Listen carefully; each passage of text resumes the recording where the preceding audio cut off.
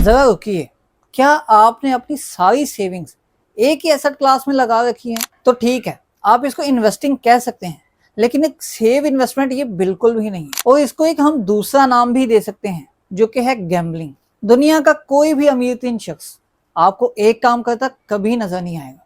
तो आखिर आप क्यों एक जगह इन्वेस्ट करके बैठे हैं? जिस तरह लोगों के डिफरेंट कारोबार होते हैं, तो सेम ऐसे ही आप भी अपनी इन्वेस्टमेंट को डिफरेंट एसेट क्लास में डिवाइड करके इन्वेस्ट करें और एक स्मार्ट स्ट्रेटेजी को फॉलो करते हुए अपनी इन्वेस्टमेंट को सेफ एंड सिक्योर और फुल प्रॉफिटेबल बनाएं। तो इसी स्ट्रेटेजी का नाम रखा जाता है पोर्टफोलियो डाइवर्सिफिकेशन। सो आप सबका मोस्ट वेलकम पोर्टफोलियो डाइवर्सिफिकेशन की कंप्लीट वीडियो में, जिसमें आपने किन किन एसेट क्लास को फॉलो करना है, उसमें इन्वेस्टमेंट करनी है, किस टाइप की डाइवर्सिफिकेशन होनी चाहिए आपके पोर्टफोलियो की, ये आप जानेंगे इस वीडियो में।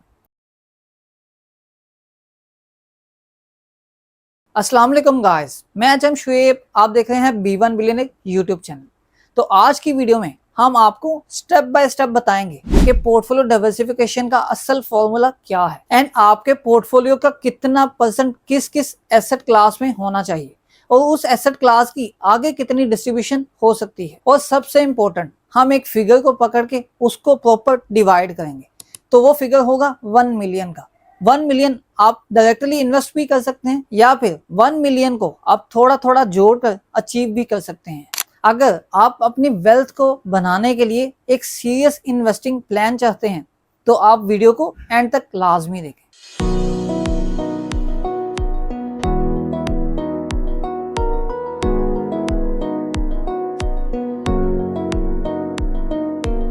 डाइवर्सिफिकेशन की एक सॉलिड स्ट्रेटेजी को जानने से पहले आपको ये मालूम होना लाजमी है कि आखिर ये डाइवर्सिफिकेशन है क्या। डाइवर्सिफिकेशन का सिंपल और आसान सा मतलब है कि आपका पैसा डिफरेंट जगहों पर इन्वेस्ट होना चाहिए। एक ही बिजनेस में डिफरेंट स्टेप्स पर नहीं, बल्कि डिफरेंट बिजनेसेस पर, डिफरेंट एसेट्स पर। जिस तरह अगर आपने कमोडिटीज में इन्वेस्ट करना है, तो आपको सिर्फ गोल्ड सिल्वर इन्हीं में ही इन्वेस्ट नहीं करना चाहिए, बल्कि आपको एसेट क्लास भी चेंज करनी चाहिए। और इसी तरह अगर आप स्टॉक मार्केट में इन्वेस्टमेंट करते हैं, देन आपको सिर्फ स्टॉक मार्केट में डिफरेंट कंपनीज में सारे पैसे नहीं लगाने चाहिए, बल्कि इन्वेस्टमेंट की बहुत सारी मजीद टाइप्स मौजूद हैं स्टॉक मार्केट के अलावा भी, जो कि आपको अच्छे रिटर्न्स देती हैं। तो यही सिंपल सा मतलब है कि आप अपने पैसे को डिवाइड करके लगाएं डिफरेंट एसेट क्लासेस में। तो उम्मीद है आप डाइवर्सिफिकेशन को तो समझ गए होंगे। और पोर्टफोलियो वो तो आपका 1 मिलियन का है, जिस तरह हम लोगों ने पहले ही डिसाइड कर लिया है। तो यहाँ पर आपको दुनिया के अमीर तरीन इन्वेस्टर का एक कोट बताता हूँ, don't put your all eggs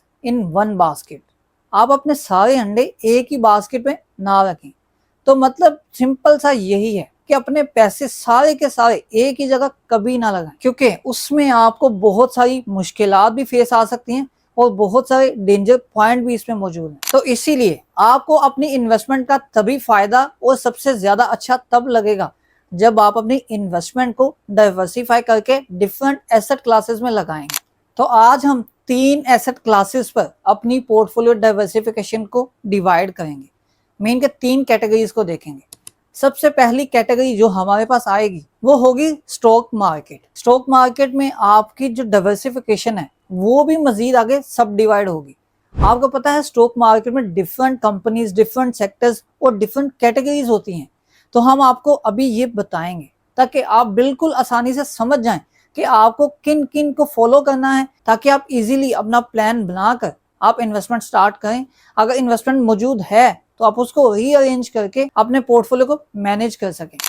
सबसे पहले जो स्टॉक मार्केट है, आपका टोटल पोर्टफोलियो का 50% स्टॉक मार्केट में इन्वेस्टेड होना चाहिए। जो स्टॉक मार्केट में इन्वेस्टेड 50% है, अब आपको पता है ETFs भी इसमें मौजूद हैं, इसी तरह स्टॉक्स भी मौजूद हैं।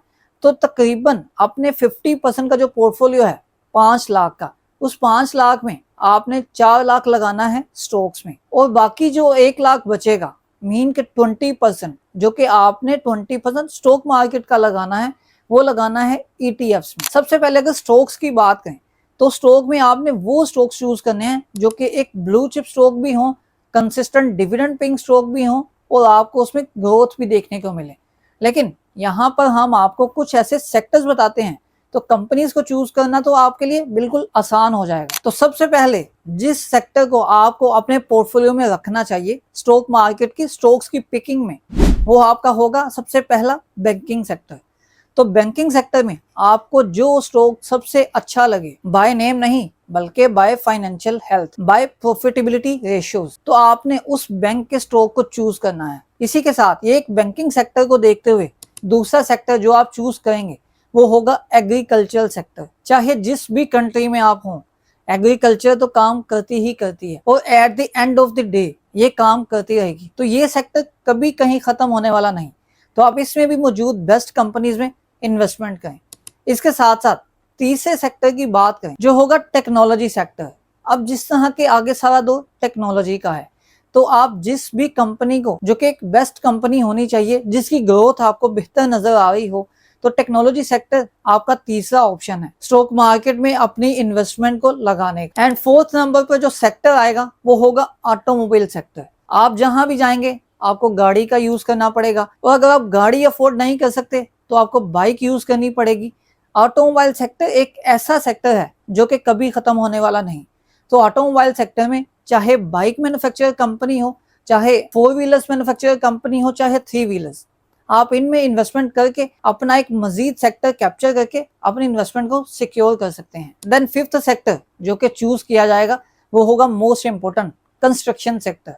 कंस्ट्रक्शन सेक्टर में आप सीमेंट कंपनीज को भी चूज कर सकते हैं, स्टील एंड अलाइड प्रोडक्ट्स की कंपनीज को भी चूज कर सकते हैं, जो कंपनीज एक बेस्ट फ्यूचर रखती हूँ। तो स्टॉक मार्केट में जो स्टॉक्स में इन्वेस्टमेंट करनी है आपको ये 5 सेक्टर में इन्वेस्टमेंट करनी चाहिए, जो कि ऐसे सेक्टर्स हैं और उनमें मौजूद ऐसी कंपनीज हैं जो कभी भी जीरो पर नहीं आ सकती। अब इसके बाद जो 20% बचा है स्टॉक मार्केट में इन्वेस्टेड करने वाला, वो है ETFs का। तो ये जो अमाउंट है आप अपने ETFs में इन्वेस्ट करें, उन ETFs में जो आपको अपनी हिस्ट्री को भी बताएं, जिनकी हिस्ट्री कंसिस्टेंट हो और उनमें आपको मजीद ग्रोथ भी देखने को मिले। तो आपके टोटल पोर्टफोलियो का 50% आ गया है फर्स्ट कैटेगरी में, जो कि है स्टॉक मार्केट। अब करते हैं दूसरी कैटेगरी की बात। दूसरी कैटेगरी आती है म्यूचुअल फंड्स की। म्यूचुअल फंड्स आ गई बात, लेकिन यहाँ पर इन्वेस्टमेंट करने से पहले आपको ये पता होना चाहिए कि आखिर म्यूचुअल फंड्स किन किन टाइप्स के हैं। टाइप्स तो हम लोग नहीं बताएंगे, लेकिन मोस्ट इंपोर्टेंट आपको इक्विटी फंड्स में इन्वेस्ट नहीं करना, क्योंकि आप डायरेक्टली स्टॉक मार्केट में तो इन्वेस्ट कर ही रहे हैं। तो आपको म्यूचुअल फंड्स की दूसरी टाइप्स में इन्वेस्टमेंट करनी चाहिए। तो इसको एक साइड पर रखकर आप म्यूचुअल फंड की दूसरी कैटेगरीज जिस तरह के इनकम फंड में आपको कंसिस्टेंट इनकम आती है म्यूचुअल फंड में इन्वेस्टमेंट करके। आपको डेली बेसिस पर भी आती है, weekly, monthly, half yearly, quarterly, annually, आपको ये टोटल इनकम के म्यूचुअल फंड्स देखने को मिलेंगे। आप इनमें भी इन्वेस्ट कर सकते हैं, जो कि एक मीडियम रिस्क म्यूचुअल फंड्स होते हैं। इसी के साथ साथ हाई रिस्क में मजीद जाना चाहें तो आप मनी मार्केट फंड्स में भी जा सकते हैं, जो कि ये कैटेगरी भी मौजूद है। इसके साथ साथ कुछ बैलेंस फंड्स, डेट फंड्स और मजीद कैटेगरीज आपको देखने को मिलेंगी। तो आप अपने अकॉर्डिंग म्यूचुअल फंड की कोई भी कैटेगरी को सिलेक्ट करके उसको अपने डाइवर्सिफाइड पोर्टफोलियो में ऐड कर सकते हैं, जो कि इसमें आपने म्यूचुअल फंड का पोर्शन 25% रखना है of the total amount of your investment. Next अगर हम कैटेगरी की बात करें तो तीसरी कैटेगरी आती है जिसको आप हार्ड में भी अपने पास सेव रख सकते हैं और सॉफ्ट में भी, बिल्कुल ऐसा ही है। आज हम तीसरी कैटेगरी की बात करें गोल्ड की।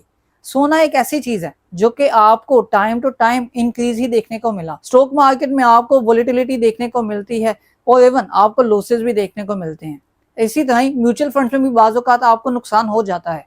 सोना एक ऐसी चीज है जिसको अगर आपने लेकर रखा है तो जिस तरह लॉन्ग टर्म एसेट्स के तौर पे बाकी एसेट क्लासेस आपको प्रॉफिट देती हैं, सोना भी उसी तरह ही आपकी इन्वेस्टमेंट को 4 चांद लगाता है। तो ये तीसरी कैटेगरी जो कि गोल्ड की कैटेगरी है, इसमें आपने 15% की इन्वेस्टमेंट करनी है ऑफ योर टोटल पोर्टफोलियो। बाकी 10% बचेगा, वो 10% होगा आपका कैश। वो कैश को आपने तब ही यूटिलाइज करना है जब आपको किसी भी एसेट क्लास में एक डिप मिले। डिप का मतलब ये है कि अगर आपको किसी भी एसेट क्लास में जिस प्राइस पर आपने बाइंग की है उससे नीचे आ जाए, मीन कि आपको लॉस हो रहा हो, तो आप उस कैश को यूटिलाइज करके नीचे भी बाइंग करके आप एक अच्छे रिटर्न के लिए रेडी हो सकते हैं। तो कैश इज द पावर, ये तो आपको पता ही है। तो कैश को आप एज अ पावर यूज करके अपने लिए मजीद प्रॉफिटेबिलिटी की सिचुएशंस को क्रिएट कर सकते हैं। तो अगर आपको सिंपल वर्ड्स में बताऊं, स्टॉक मार्केट में आपने लगाने हैं 5 लाख रुपए, जिसमें से 1 लाख मीन के स्टॉक मार्केट की 20% इन्वेस्टमेंट आपने ETFs में लगानी है। इसी के साथ जो बाकी 80% की इन्वेस्टमेंट आपकी बचेगी, 80,000 पर सेक्टर, जो कि 5 सेक्टर्स आपको बताएं, तो उन 5 सेक्टर्स में 80,000 की इन्वेस्टमेंट करेंगे तो आपका 4 लाख कंप्लीट होगा। तो यहाँ पर इन्वेस्टिंग प्लान स्टॉक मार्केट के लिए, जो कि आपकी टोटल इन्वेस्टमेंट का 50% है, वो कंप्लीट हो चुका है। बाकी आपका बचेगा 5 लाख, जिसमें 25% मीन के 2.5 लाख आपने अपना म्यूचुअल फंड में इन्वेस्ट करना है डिफरेंट कैटेगरीज में, जो कि आपकी 7.5 लाख की डाइवर्सिफिकेशन ऑफ पोर्टफोलियो हो चुकी है। तीसरी कैटेगरी जिसमें 1.5 लाख मीन के 1.5 लाख की इन्वेस्टमेंट आपने सिर्फ गोल्ड में करनी है, जो कि आपका 90% का पोर्टफोलियो रेडी है। 10% का कैश, जो कि पोर्टफोलियो डाइवर्सिफिकेशन को मजीद प्रॉफिटेबल बनाने के लिए आपको जरूरी चाहिए। तो ये है आपका 1 मिलियन का डाइवर्सिफाइड पोर्टफोलियो। लेकिन यहाँ पर एक अलर्ट आपके लिए मौजूद है कि ये एक जस्ट इन्वेस्टिंग प्लान, कोई फाइनेंशियल एडवाइस नहीं, ना ही हमारी तरफ से कोई रिकमेंडेशन है। तो आप अपने एनालिसिस भी करके इस स्ट्रेटजी को मजीद एनहांस भी कर सकते हैं। और अगर आपको मजीद कुछ बेहतरी देखने को मिले तो आप यहाँ कमेंट सेक्शन में शेयर भी कीजिए एज अ फाइनेंशियल एजुकेशन। लेकिन अभी बात यहाँ पर खत्म नहीं हुई। कुछ वो मिस्टेक्स जो कि पोर्टफोलियो की डाइवर्सिफिकेशन में बहुत सारे लोग करते हैं, तो उन ज्यादा सारे लोगों में आपने अपना शुमार नहीं करना। डाइवर्सिफिकेशन तो आपको पता चल गई, लेकिन ये मिस्टेक्स आपने बिल्कुल भी नहीं करनी, जिसमें सबसे पहले आती है हॉट पिकिंग्स। अब ये हॉट पिकिंग्स या तो आप म्यूचुअल फंड्स में भी इसको अप्लाई कर सकते हैं, स्टॉक मार्केट में भी, और इवन कमोडिटीज में भी। लेकिन कमोडिटीज में हमने आपको सिर्फ एक ही हाईलाइट किया है, जो कि है गोल्ड। तो सबसे पहले हॉट पिकिंग्स का मतलब सिंपल ये है कि आपने ये मिस्टेक नहीं करनी कि अगर स्टॉक मार्केट है, स्टॉक मार्केट में कुछ स्टॉक्स हॉट परफॉर्मेंस दे रहे हैं, लेकिन उनकी परफॉर्मेंस आखिर कैसी है आप एनालाइज नहीं कर सकते, तो आपने लॉन्ग टर्म इन्वेस्टमेंट के पर्पज से उस स्टॉक को कभी भी बाय नहीं करना, जो कि आपके लिए एक हाई रिस्क अपॉर्चुनिटी तो साबित हो सकती है, जो आपको वक्ती तौर पर थोड़ा प्रॉफिट दे, लेकिन लॉन्ग रन में आपके लिए एक प्रॉपर ट्रैप बन के सामने आएगा। तो यही ट्रैप आपकी इन्वेस्टमेंट जर्नी को, जो आपने एक अच्छे फ्यूचर के लिए बनाई थी, उस स्ट्रेटेजी को बर्बाद कर सकता है। सेकंड मिस्टेक, जो कि most important and most common mistake है, जो कि है फेक डाइवर्सिफिकेशन। तो अब आपने इन्वेस्टमेंट स्टार्ट की, लेकिन आप एक ही कैटेगरी की एक ही पोर्शन में सारी की सारी इन्वेस्टमेंट कर दें, लेकिन वो डिफरेंट कंपनीज में इन्वेस्टमेंट हो, तो ये डाइवर्सिफिकेशन नहीं है। मिसाल के तौर पर फेक डाइवर्सिफिकेशन इसको कहते हैं कि अगर आप सीमेंट सेक्टर में इन्वेस्टमेंट कर रहे हैं, तो आप सीमेंट की 10 कंपनीज में इन्वेस्टमेंट कर दी, ये डाइवर्सिफिकेशन नहीं है, ये जस्ट फेक डाइवर्सिफिकेशन है, जो कि आप सोच रहे हैं कि अगर इस सेक्टर के बारे में कोई भी न्यूज आती है, अच्छी आ जाएगी तो आपको 4 चांद लगेंगे, लेकिन अगर यही बुरी न्यूज आ गई तो यही सेक्टर आपको ले डूबेगा। तो इसीलिए डाइवर्सिफिकेशन लाजमी है, जो कि आपकी डाइवर्सिफिकेशन हमारे अकॉर्डिंग, जो हमने आपको डिटेल बताई, 5 सेक्टर्स में आपकी डाइवर्सिफिकेशन होनी चाहिए। तो कोई भी एक सेक्टर अगर अंडर परफॉर्म करता है तो आपकी इन्वेस्टमेंट कभी भी डूबेगी नहीं, और ना ही आपका कैपिटल कभी डिस्ट्रॉय होगा, बल्कि आपकी बाकी कैटेगरीज में, बाकी सेक्टर्स में की गई इन्वेस्टमेंट आपको अच्छा खासा सहारा देगी। अब तीसरी बड़ी मिस्टेक, जो कि ये मिस्टेक आपने कभी भी नहीं करनी, क्योंकि ये मिस्टेक आपके प्रॉफिट्स को भी खा सकती है, जो कि है जीरो लिक्विडिटी ट्रैप। इसका मतलब है कि आपके पास अपना कैश इन्वेस्टमेंट के बाद भी मौजूद होना चाहिए। इसीलिए हमने अपनी डाइवर्सिफिकेशन में आपको 10% कैश होल्ड रखने को कहा, जो कि आपके डिफरेंट पर्पसेस में यूज होगा। आपके अगर स्टॉक्स नीचे आते हैं तो आप उनको बाय करके मजीद आपकी बाइंग रेट नीचे आ सकता है, और उससे आपको प्रॉफिट ज्यादा होगा। सेकंड, अगर म्यूचुअल फंड्स में आपको थोड़ा लॉस हो रहा है तो आप उसमें भी उसको एवरेजिंग कर सकते हैं। लेकिन तीसरी चीज मोस्ट इंपॉर्टेंट, कि अगर आपको इन केस जरूरत पड़ जाती है, वो जरूरत बहुत ही अर्जेंट है, अर्जेंट आपको कैश चाहिए, तो कैश तो आपके पास ऑलरेडी आपके इन्वेस्टमेंट का 10% मौजूद है, तो आप अपनी इन्वेस्टमेंट को बगैर हिलाए, बगैर कुछ किए अपनी नीड को भी पूरा कर सकते हैं। तो आप इस जीरो लिक्विडिटी ट्रैप से भी लाजमी बचें, जो कि ये ऐसी मिस्टेक्स हैं जो कि हर इन्वेस्टर लाजमी करता है, तो आपने ये मिस्टेक्स नहीं करनी।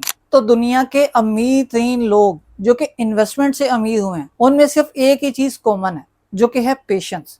तो आपने पेशेंस का रास्ता कभी नहीं छोड़ना, क्योंकि पेशेंस ही एक ऐसी चीज है जिसको आप फॉलो करके अपने इन्वेस्टमेंट को, चाहे वो लॉस में जा रही हो, लॉन्ग टर्म होल्डिंग समझ के अगर छोड़ दें, तो स्टॉक मार्केट, म्यूचुअल फंड्स के अगर आप पास्ट के रिटर्न्स देखें तो आपको उसमें पेशेंस का नतीजा भी नजर आएगा। कि इतने ज्यादा प्रॉफिट्स सिर्फ पेशेंस की वजह से मिले, और इवन इसका सबूत तो दुनिया के अमीर 3 लोग भी देते हैं। तो अब अगर आपको इस वीडियो में सिर्फ एक बात याद रखनी हो तो वो बात सिंपल लफ्जों में ये है कि आपने अपने पैसे कभी भी एक जगह इन्वेस्ट नहीं करने, चाहे वो जगह कितनी भी अच्छी क्यों ना हो। आप अपने पैसे हमेशा अलग अलग जगह पर रखें ताकि आपको डाइवर्सिफिकेशन का प्रॉपर फायदा मिल सके। आपको ये वीडियो कैसी लगी? वीडियो को लाइक और दूसरों की हेल्प के लिए शेयर लाजमी करें ताकि दूसरे भी आपकी वजह से हेल्प हासिल कर सकें। आप हमारा चैनल लाजमी सब्सक्राइब कर लें ताकि नेक्स्ट वीडियो आप हमारे एज अ सब्सक्राइबर देखें, और बेल आइकन को प्रेस करना बिल्कुल भी नहीं भूलना ताकि B1 मिलियनेयर टीम की कोई भी वीडियो आप मिस ना कर पाए।